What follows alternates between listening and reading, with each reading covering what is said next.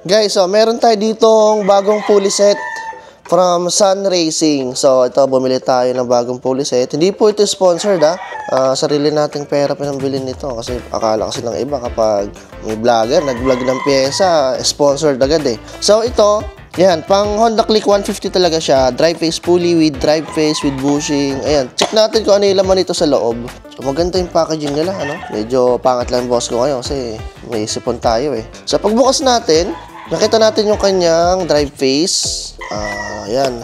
Dito sa likod, then makita natin mayroon siyang mga tatak din. Tapos dito, ito yung ating pulley tsaka backplate. May kasama na rin siyang slider piece, kompleto na. Tapos meron tayong bushing na kasama na. Iba kasi wala, pero ito may kasama na siya. Ang galing. Tapos meron tayong mga tuning washer dito, dalawa. Isang manipis siya, isang medyo makapal. Dito sa may drive face niya, meron na siyang built-in washer, medyo manipis. Pero ang kasukat ata niya ay yung 0.5 ba to o 0.3 itong manipis na washer. Basta yung manipis na washer yung sukat niya dito, kapantay. Kasi itong makapal, sobra naman.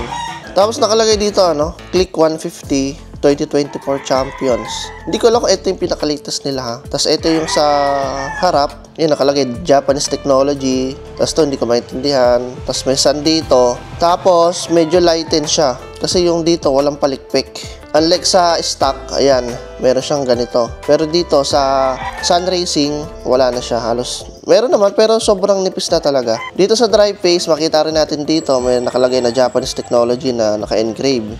Ayun, yung pinakagitna niya, kulay siya, bronze ba to? O tanso, o brass pala.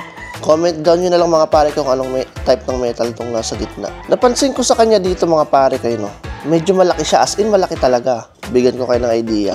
Ito yung stock na pulley natin. Pag dinikit natin yan dito, di hamak na mas malaki yung Pero pang Click 150 siya, pero dito ang laki.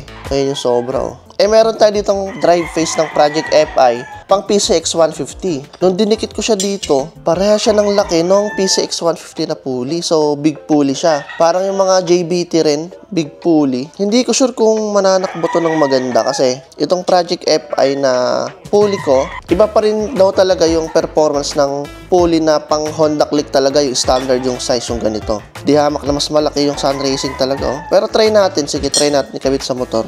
Pag ito hindi nanakbo, bilhin nyo na lang yung pang 125. Kasi may pang 125 talaga nito yung pang 125. Parehas ng laki ng stock nyo na mga pulley, Click 125 tsaka 150. Pero itong 150 hindi ko alam bakit nila nilakihan yung diameter ng kanilang back, drive face saka pulley. Pero try pa rin natin, sige, install natin sa motor natin. Okay, so natanggal ko na yung pulley dito sa motor ko. So ito yung current setup ko kasi RS8 na yung 4.2. Yung kulay itim siya. Ito yung pang Click 150 tsaka 125. Ito yung sa Sun Racing. Tingnan nyo papatong ko siya. Diba? Kitang-kita nyo talaga siya. Malaki talaga yung diameter niya. Kasi laki ng pang PCX 150. Pero try natin. Testingin natin. Kasi yung standard talaga ng Click, maliit lang yung pulley niyan. Ayan Diba pinakita ko rin sa inyo yung stock ko na pulley. Maliit talaga. Kaya install natin itong Sun Racing na to para malaman natin yung performance niya. Sukatin din pala natin yung kasama na bushing nito Sun Racing. Yung stock niya 47.6. Tapos itong Sun Racing malaki. 48.1 naman. So 47.6 versus 48.1. So medyo mas mahaba itong niya, bushing niya. So ang advantage nun, mas lulubog yung belt natin, mas maganda arangkada. Meron pa siya ditong built-in washer. So, tingnan natin kung ano maging performance nito.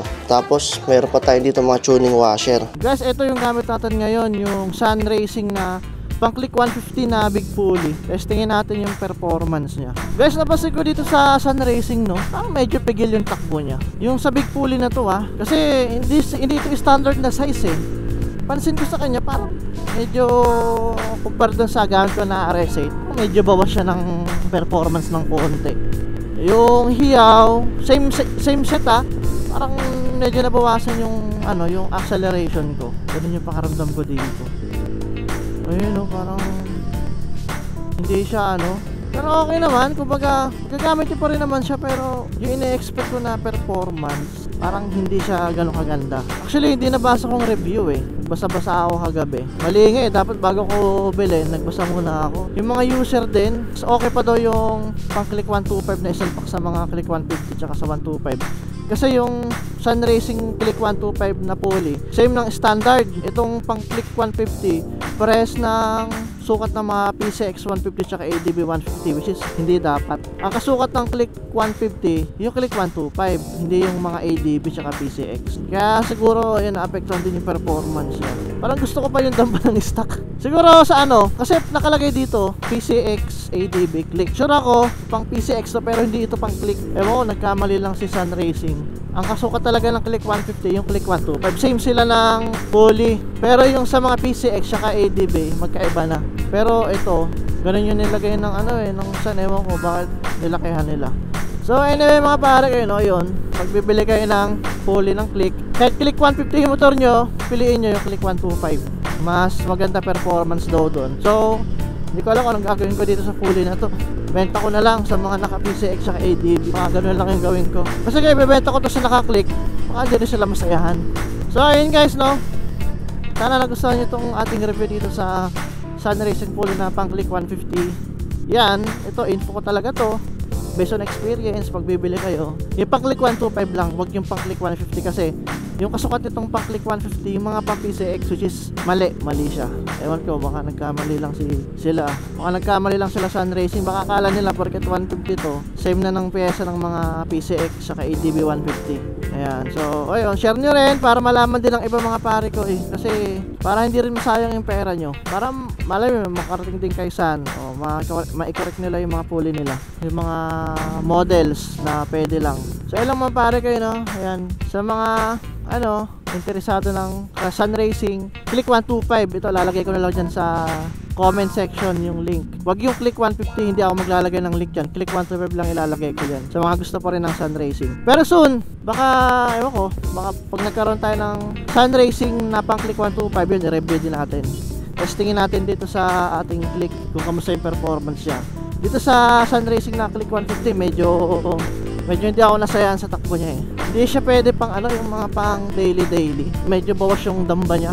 So yun lang mga pare kayo, no. Kita-kits po sa next vlog. Bye bye.